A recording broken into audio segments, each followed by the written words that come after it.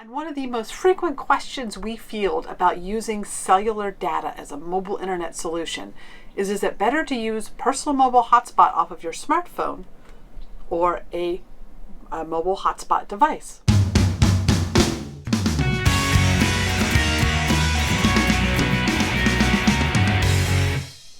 Hi there, I'm Cherie with the Mobile Internet Resource Center. Now, both are great options, but they do have some pros and cons to each. So let's start with smartphones.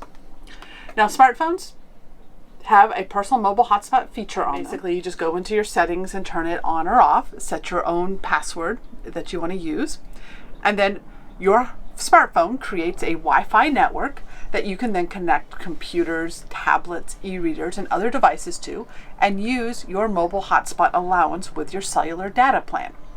It's a great option. It's super simple to do, super easy, and you only have one device that you're having to worry about managing because you probably already have a smartphone in your setup. Now, the downsides to using a smartphone as your mobile hotspot device is, well, number one, this is my smartphone. What happens if I want to go out exploring on my own and this is our primary internet connection? Well, that means everybody else in my household has lost their internet connection unless they have their own smartphone to hotspot off of. So that's one consideration if you're a multi-person household. Another consideration is your cellular data plan may have limits on how much mobile hotspot use you can use on your smartphone at high speed. Most of the carriers have so-called unlimited data plans right now, and they all have hotspot caps on them for how much hotspot data you use. So do know what your limits are, and if you're okay with whatever throttling that they enforce after you use your allowance. Also, when you are hotspotting off a smartphone, remember the smartphone has other functions, and that may interfere with using this as your mobile internet solution. Taking a phone call, or if the device falls asleep, you may lose your connection to your computer and have to restart the mobile hotspot use. Also, because it switches this phone into a Wi-Fi mode, is if you're not actively using the hotspot feature, your phone may go and find whatever Wi-Fi network is around and connect to it instead of using hotspot and providing a Wi-Fi network. That gets kind of annoying sometimes. So it's not an ideal solution as your primary internet connection if you have consistent needs for reliability. Also, when you're using the hotspot functionality on your phone, it does drain your battery pretty quickly, so you want to make sure your phone is plugged in if you're using it for more than just a little bit of time. Some other downsides to it. If you're getting a bad signal on your phone, you really only have two options for getting a better signal. One is holding your phone up in the air and hoping that you find a better signal. The other is using a cellular booster, and that's boosting the cellular signal wireless using a booster. We have a full guide to those sorts of solutions. Most phones don't have antenna ports on them, so you don't have the option of using an external antenna with them. Another downside is that Wi-Fi network that it creates. Usually most smartphones can only broadcast over the 2.4 gigahertz channels. And if you're in a very congested area with a lot of other Wi-Fi networks, that may slow down the speeds at which you're connecting to your hotspot. Ways around that is just direct tethering out of the USB port, or, well, just going and finding other options.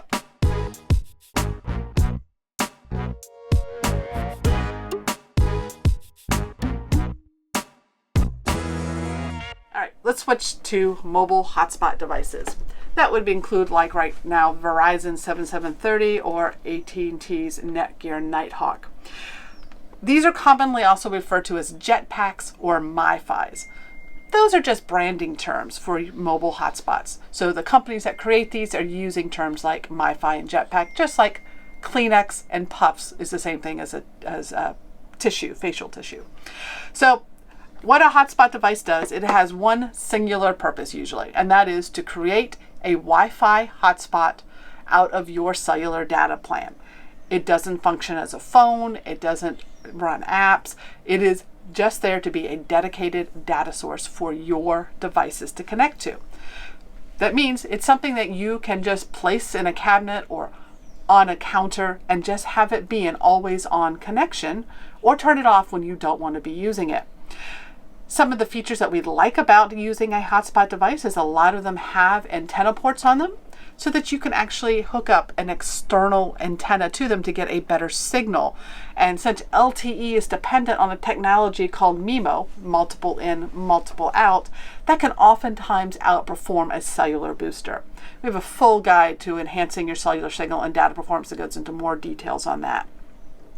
A hotspot device also means that because it's not interfering with other functions of a smartphone, the signal stays pretty consistent, so it doesn't fall asleep unless you tell it to. You can leave it always on so that your devices, when you sit down at your computer, it just connects to the MiFi device.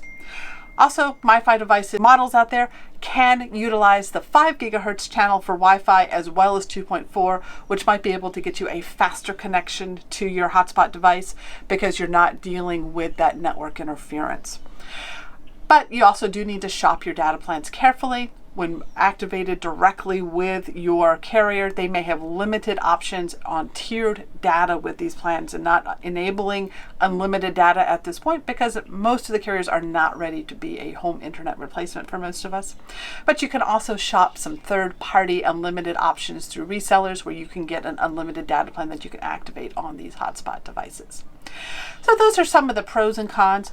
The mobile hotspot devices are usually going to be better for multi-person households or folks that need more of a reliable and consistent connection that a smartphone might not be able to provide.